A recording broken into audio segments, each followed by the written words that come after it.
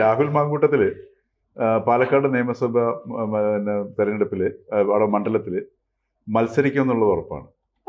മത്സരിക്കും. പക്ഷെ അത് കോൺഗ്രസ് സ്ഥാനാർത്ഥിയായിട്ടാവണമെന്നില്ല, ഔദ്യോഗിക സ്ഥാനാർത്ഥിയാവണമെന്നില്ല. ഔദ്യോഗിക സ്ഥാനാർത്ഥിയായിട്ട് ചിലപ്പോൾ ഒരു പേരിന് ഒരാളുണ്ടായിരുന്നിരിക്കും. അതിനകത്ത് കോൺഗ്രസിന്റെ അകത്തുള്ള ഒരു വിഭാഗത്തിന്റെ പിന്തുണ ഉണ്ടായിരുന്നിരിക്കും. കാരണം എന്ന് വെച്ചാൽ രാഹുലിന് ഇപ്പോഴും പാലക്കാട് നിയോജക മണ്ഡലത്തിലുള്ള സ്വീകാര്യത പോയിട്ടില്ലെന്നാണ് നമ്മൾ തദ്ദേശ സ്വയംഭരണ തെരഞ്ഞെടുപ്പിലെ പ്രചാരണത്തിൽ അദ്ദേഹം ഇറങ്ങിയപ്പോൾ നമ്മൾ കണ്ടത്. അവിടെ അദ്ദേഹത്തിന് എതിരെ മുദ്രാവാക്യം വിളിക്കാണ്ട് BJP-ക്കാരുണ്ടായിരുന്നു, DYFI-ക്കാര് ചെറുതായിട്ടൊക്കെ രംഗപ്രവേശം ചെയ്തു, പിന്നെ കണ്ടില്ല. പക്ഷെ അതിനെ പ്രതിരോധിക്കാനായിട്ട് നല്ലൊരു ശതമാനം കോൺഗ്രസ് പ്രവർത്തകരുണ്ടായിരുന്നു. അത് അദ്ദേഹത്തിന് പാർട്ടി നടപടിയെടുത്തൊക്കെ പുറത്ത് നിർത്തിയിരിക്കുന്ന ഒരു സാഹചര്യത്തിലുമാണ് അങ്ങനെ ഉണ്ടായിരുന്നത്. അതിനുശേഷം ഈ പറഞ്ഞതുപോലെ കാര്യങ്ങൾ കുറെ മാറി രാഹുൽ വീണ്ടും സജീവമായിട്ട് രംഗത്തേക്ക് വരുന്നു.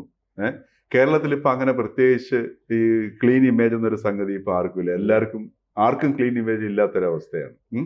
ഇപ്പം നമ്മുടെ കേരളത്തിലെ ഈ എയർ ക്വാളിറ്റി അതല്ലെങ്കിൽ വാട്ടറിന്റെ ഇപ്പൊ കോളിഫോം ബാക്ടീരിയ ഇല്ലാത്ത ജലം കേരളത്തിൽ ഇല്ല എന്ന് പറഞ്ഞതുപോലെ ശുദ്ധജലം എങ്ങുമില്ല എന്ന് പറയുന്നതുപോലെ ക്ലീൻ ഇമേജ് ഉള്ള ആരുമില്ല. അപ്പൊ അതുകൊണ്ട് ഇപ്പൊ UDF എടുത്ത് നോക്കുക. ഇപ്പൊ UDF കഴിഞ്ഞ ഉമ്മൻചാണ്ടിയുടെ മന്ത്രിസഭാ കാലഘട്ടത്തിൽ UDF ഭരിച്ചിരുന്നത് കുഞ്ഞാലിക്കുട്ടിയാണെന്നുള്ള ആക്ഷേപമുണ്ട്. ഇപ്പൊ കുഞ്ഞാലിക്കുട്ടിയെ പോലെ ഇത്രയധികം ആക്ഷേപിക്കപ്പെട്ട ഒരു നേതാവ് കേരള രാഷ്ട്രീയത്തിൽ ഉണ്ടായിട്ടില്ല.